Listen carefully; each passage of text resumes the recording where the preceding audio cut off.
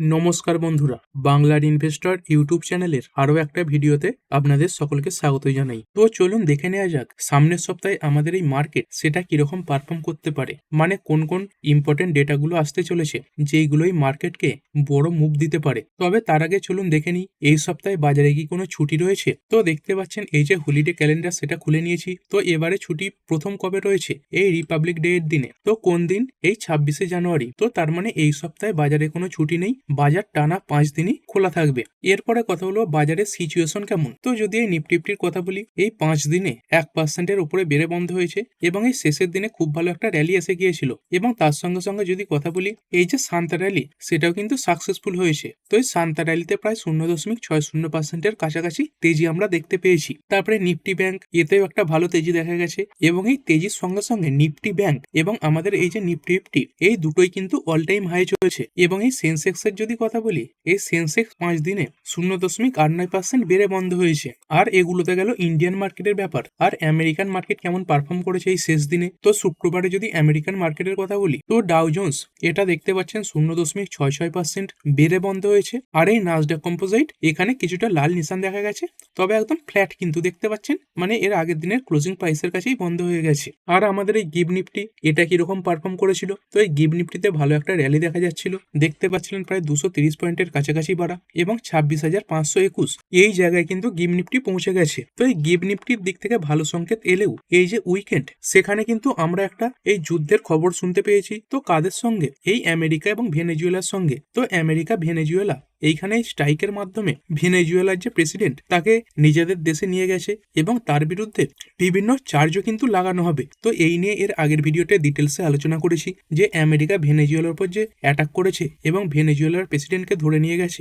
তো তার ফলে আমাদের ইন্ডিয়ান মার্কেটের ওপর কতটা ইম্প্যাক্ট পড়তে পারে। তো দেখতে পাচ্ছেন এই যে ভিডিওটা, তো এই ভিডিওটা শেষ হয়ে যাওয়ার পরে এই ভিডিওতে গিয়ে এটাই দেখতে পারেন। তো এইখান থেকে কিন্তু পুরো বিষয়টা ক্লিয়ার হয়ে যাবে যে কতটা ইম্প্যাক্ট আমাদের মার্কেটে পড়তে পারে আর যুদ্ধে কত বড় ইম্প্যাক্ট পড়তে পারে সেটা কোথা থেকে বুঝতে পারবেন। তো তার জন্য এই যে ব্রেন্ট ক্রুড এবং তার সঙ্গে সঙ্গে WTI ক্রুড এটা দেখতে হয়। তো আমরা কোনটা আমদানি করি? আমরা এই যে ব্রেন্ট ক্রুড এটা আমদানি করে থাকি। তো এই যে যুদ্ধ পরিস্থিতি, মানে বর্তমানে যে জিনিসটা দেখা যাচ্ছে সেটা যদি বেড়েও যায়, তাহলেও কিন্তু এই যে ব্রেন্ট ক্রুড সেটাই 62 থেকে $65 মধ্যেই থাকবে। মানে খুব বেশি যে তেলের দামে বৃদ্ধি দেখা যাবে সেরকমটা নয়। এবং এই WTI ক্রুড এটা বাড়তে বাড়তে 61 পর্যন্ত যেতে পারে। তো এইখান থেকেও খুব একটা চিন্তার ব্যাপার নেই। তো যতক্ষণ এই ক্রুড অয়েল এটাই 65-70 এর নিচে থাকবে, সেটা কিন্তু মার্কেটের জন্য মোটামুটি ভালোই বলতে পারেন। এবং এরই সঙ্গে সঙ্গে এই ক্রুড অয়েল সংক্রান্ত একটা লবির মিটিং রয়েছে। তো কাদের মিটিং?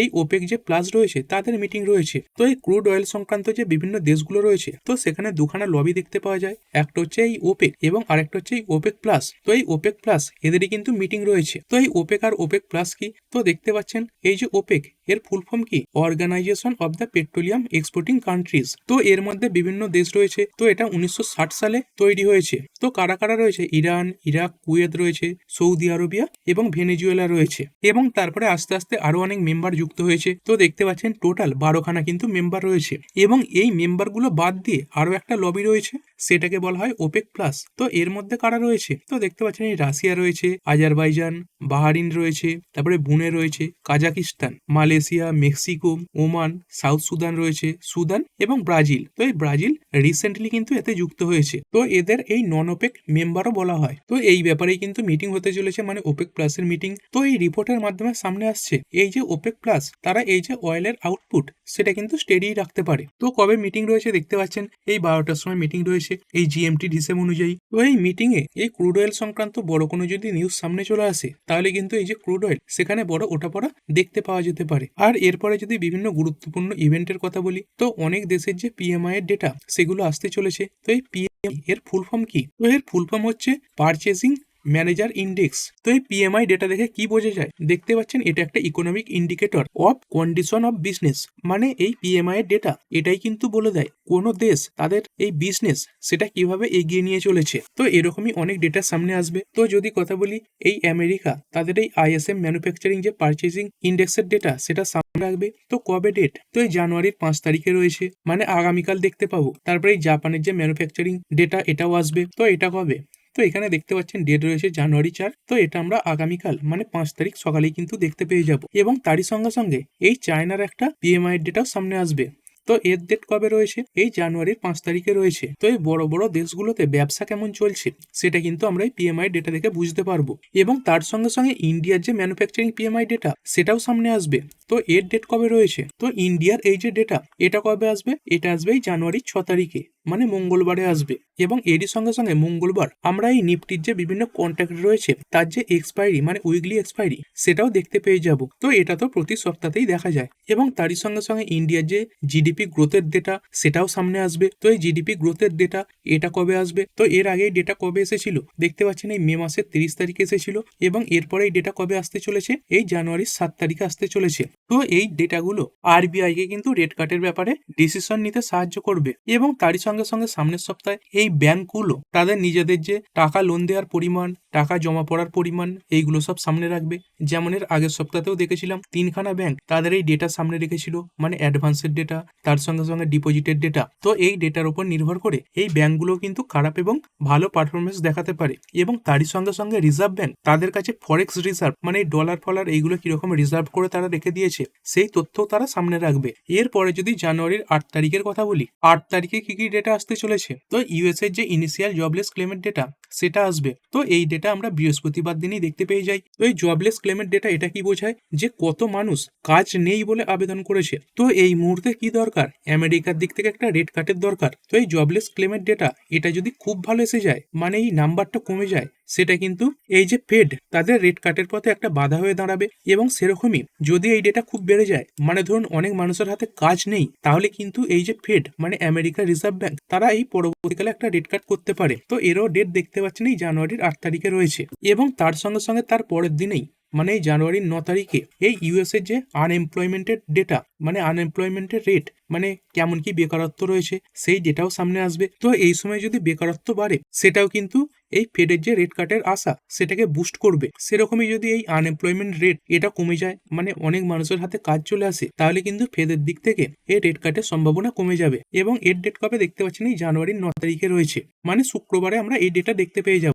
আর তারপরে এই Q3 এটা শেষ হয়ে গেছে। তো বিভিন্ন কোম্পানি আস্তে আস্তে তাদের যে রেজাল্ট সেগুলো সামনে নিয়ে আসবে। এই সপ্তাহে তো সেরকম বড় কোনো কোম্পানি নেই, একটা দুটো চেনাশোনা কোম্পানি রয়েছে, কিন্তু তার পরের সপ্তাহ থেকে বহু বড় বড় কোম্পানির নাম সামনে আসছে। যদি এই সপ্তাহের কথা বলি, তো দেখতে পাচ্ছেন এই 5 তারিখে এই যে আকসিতা এর নাম রয়েছে। তারপরে 6 তারিখে দেখুন জিএম ব্রেভারিজ এর নাম দেখতে পাওয়া যাচ্ছে। তারপরে 8 তারিখে রয়েছে এলেকন ইঞ্জিনিয়ারিং। তারপরে আবার 8 তারিখে কে রয়েছে? তারিল মানে ট্রান্সফরমার্স অ্যান্ড রেকটিফায়ার্স লিমিটেড। তো এই কোম্পানিটা দেখেছিলাম এই নাম্বারের আগে কিরকম বড় বড় জাম্প দেখাচ্ছে। এবং তার সঙ্গে সঙ্গে যদি 9 তারিখের কথা বলি, তো এই 9 তারিখ শুক্রবার পড়ছে। এদিন এই যে তেজস নেটওয়ার্ক এই কোম্পানিটা তার নাম্বার পেশ করবে। তো এর আগে দেখতে পেয়েছিলাম এই তেজস নেটওয়ার্ক এতে বড় বড় পতন আসছিল। এবং তারপরের দিন দেখতে পাচ্ছেন এই 10 তারিখে মানে শনিবার দিন এই ডিমার্ট বা অ্যানিউ যে সুপারমার্টস কোম্পানিটা রয়েছে তার নাম্বার। এবং তার পরের সপ্তাহে দেখুন কত বড় নাম চলে আসছে। এই আনন্দরাতি, এইচসিএল টেক, টিসিএস রয়েছে, এই আইসিআইসিআই লম্বার্ড রয়েছে, আইসিআইসিআই প্রু রয়েছে, তারপরে এই HDB financial service, HDFC AMC, ICICI AMC, Infosys, তারপরে অ্যাঞ্জেল ওয়ানের নাম দেখতে পাওয়া যাচ্ছে, এইচডিএফসি, এলটিটিএস। তো এইগুলো তো এই সপ্তাহে নেই, কিন্তু এর পরের সপ্তাহটা এই নাম্বারগুলোর জন্য কিন্তু খুবই গুরুত্বপূর্ণ হতে চলেছে। বহু কোম্পানি এক এক দিনে তার নাম্বার সামনে রাখবে। তো এই নাম্বারের সিজনে আমরা কি দেখতে পাই? যে বহু কোম্পানি এই ডিভিডেন্ড, বোনাস, স্প্লিট, বাইব্যাক এই ব্যাপারে কিন্তু ঘোষণা করে। তো কেন করে? কারণ এই ডিভিডেন্ড, বোনাস, স্প্লিট, বাইব্যাক এইগুলো করার জন্য বোর্ড মিটিং বসানোর প্রয়োজন হয়। আর এমনিতেই এই কোয়ার্টারলি নাম্বারগুলো পেশ করার সময় একটা বোর্ড মিটিং বসাতে হয়। তো সেই কারণে কোম্পানিগুলো এই নাম্বারের সঙ্গে সঙ্গেই এই ডিভিডেন্ড, বোনাস, স্প্লিট, বাইব্যাক এইগুলো কিন্তু আস্তে আস্তে ঘোষণা করতে থাকে। তো এর ফলে কি হয়? কোম্পানিগুলোকে আলাদা আলাদা ভাবে এই যে বোর্ড মিটিং সেটা বসাতে হয় না। এরপরে যদি কথা বলি, এই যে 1 ফেব্রুয়ারি সেটা তো আস্তে আস্তে এগিয়েই আসছে। তো এই 1 ফেব্রুয়ারি কি রয়েছে? এই বাজেট রয়েছে। তো এই বাজেটের আগে আর বলতে পারেন 9 থেকে 10 দিন এমন সময় রয়েছে যখন এই বাজেট নিয়ে বিভিন্ন রিপোর্ট সামনে আসবে। কারণ এই জানুয়ারির 15-16 তারিখের পর থেকেই এই যে বাজেট সেটা তো প্রিন্টের জন্য চলে যাবে, মানে রিপোর্টগুলো কিন্তু এই 15 থেকে 16 তারিখের আগেই বেশি আসবে। তো এরকম বিভিন্ন রিপোর্টের উপর নির্ভর করেও মার্কেটে কিন্তু রিয়াকশন দেখা যাবে। যেমন এর আগের দিন দেখা গেছে এই সোলার সেক্টর নিয়ে এবং তার সঙ্গে সঙ্গে সমগ্র পাওয়ার সেক্টর নিয়ে নিউজের কারণে এই পাওয়ার সেক্টরের কোম্পানিগুলো ভালো পারফর্ম করেছিল। আর এরপরে বিভিন্ন কমোডিটির উপর তো নজর থাকবে। এই কমোডিটি রিলেটেড স্টকেও ভালো ভালো মুভমেন্ট দেখা যাচ্ছে, ওপর দিকেই বলুন বা নিচের দিকেই বলুন। এবং এই গোল্ড, সিলভার এগুলো তো একদম উঁচু জায়গাতেই পৌঁছে গেছে। তো এই সিলভার দেখতে পাচ্ছেন এই 2,54,000 পর্যন্ত পৌঁছে গিয়েছিল, এখন এই 2,36,000-এর কাছাকাছি রয়েছে। এবং গোল্ড, তো গোল্ডে এখন একটা কনসোলিডেশন ফেজ চলছে 1,36,170 রয়েছে। তো এই গোল্ডে যে কোনো সময় বড় মুভ কিন্তু আসতে পারে। তো দেখতে পাচ্ছেন যদি এই অক্টোবর মাসের কথা বলি, তো এই সময় একবার হাই লাগিয়েছিল, তো সেই সময় গোল্ড কতই চলছিল, এই 4,375-76 এরকম জায়গায় চলছিল। তো এটা স্পট গোল্ডের যে প্রাইস সেটার কথা বলছি, মানে আমেরিকার রেটে। আর বর্তমানে কত চলছে, বর্তমানে যদি দেখেন তার থেকেও কিন্তু নিচে নেমে গেছে। আর এই একই সময়ে সিলভারে কিন্তু খুব ভালো র্যালি এসে গেছে। তো এই সময় এই যে গোল্ড, সেখানে কিন্তু বাইং আসতে পারে। এবং তার সঙ্গে সঙ্গে দেখতেই পাচ্ছেন এই একটা ভেনেজুয়েলার সঙ্গে কনফ্লিক্ট তৈরি হয়েছে, এবং এই সময় করে মানুষ কিন্তু সেফ অ্যাসেটের দিকে ঝুঁকে। তো এই গোল্ডের দিকে কিন্তু এই সময় ফোকাস রাখতে পারেন। এবং এই গোল্ড ভালো পারফর্ম করলে এই গোল্ড রিলেটেড যে কোম্পানিগুলো রয়েছে, মানে গোল্ড লোন রিলেটেড, এই মুথুট ফাইন্যান্স, তারপরে আইআইএফএল ফাইন্যান্স, এইগুলো ভালো পারফর্ম করতে পারে। এবং তারই সঙ্গে সঙ্গে কপার, জিঙ্ক, এই মেটালগুলোর পারফরমেন্সও কিন্তু নজরে থাকবে। আর এরপরে তো অবশ্যই এফআইআই এবং ডিআইআই এর ডেটা, এগুলোকেও দেখতে হবে। তো যদি কথা বলি ট্রেডিং সেশনে, এই এফআইআই এদের তরফ থেকে সামান্য বাইং এসেছে, কিন্তু তার আগে টানা বিক্রি করেই গেছে। এবং যদি কথা বলি মার্কেট যে এই শান্তা র্যালি দেখিয়েছে, তার পেছনে একটা অন্যতম কারণই হচ্ছে এফআইআইদের তরফ থেকে সেরকম বড় সেলিং ছিল না। তো এই সপ্তাহ শুরু হতে আবার যদি এফআইআইদের তরফ থেকে বড় সেলিং আসতে থাকে, তাহলে কিন্তু মার্কেট আবার আস্তে আস্তে এই নিচের দিকে পড়তে পারে। তারপরে ডলার এবং রুপির যদি কথা বলি, তো এই ইন্ডিয়ান রুপি কিছুটা শক্তিশালী হয়েছিল, এই 89.50 কাছাকাছি চলে এসেছিল। তো সেখান থেকে কিন্তু আবার আস্তে আস্তে বাড়তে বাড়তে এই 90 এর উপরে উঠে গেছে। আর তারপরে ক্রিপ্টো মার্কেটে কেমন পারফরমেন্স দেখা যাচ্ছে, তো যদি বিটকয়েনের কথা বলি, তো অনেকদিন 90 এর নিচে ঘোরাফেরা করার পরে এই 90 এর উপরে উঠেছে, এই 91,135.60 রয়েছে। আর এই ইথেরিয়াম, তো ইথেরিয়ামে মোটামুটি এই বিটকয়েনের মতোই সেম চার্ট দেখা যাচ্ছে। আর যদি এই নিফটি ফিফটি লেভেলের কথা বলি, তো যদি ইউএস এবং ভেনেজুয়েলার জন্য এই ক্রুড অয়েলে সেরকম বড় কোনো ইম্প্যাক্ট না পড়ে, এবং তার সঙ্গে সঙ্গে এফআইআইদের তরফ থেকে হেভি সেলিং না তৈরি হয়, তাহলে কিন্তু এই নিফটি ফিফটি এটা আস্তে আস্তে এই 26,400 এবং 500 দিকে এগিয়ে যাবে। এবং 500 লেভেলটাকে যদি ভাঙতে পারে, তাহলে কিন্তু 26,700 পর্যন্ত যেতে পারে। আর সেরকমই যদি উল্টো দিকের কথা বলি, যদি মার্কেটে খারাপ পরিস্থিতি তৈরি হয়, তাহলে নিচের দিক যতক্ষণ না 26,000 এই লেভেলটাকে ভাঙছে, ততক্ষণ কিন্তু মার্কেটে পজিটিভ থাকতে পারেন। এবং 26,000 ভেঙে যদি 25,700-তে পৌঁছে যায়, তারপরে কিন্তু হেভি সেলিং আসতে পারে। তবে সেই যে লেভেল, সেটা কিন্তু এখনো অনেকটা দূরেই রয়েছে। তো এবার দেখাই যাক সামনের সপ্তাহে মার্কেট কিরকম পারফর্ম করে। তো ঠিক আছে বন্ধুরা,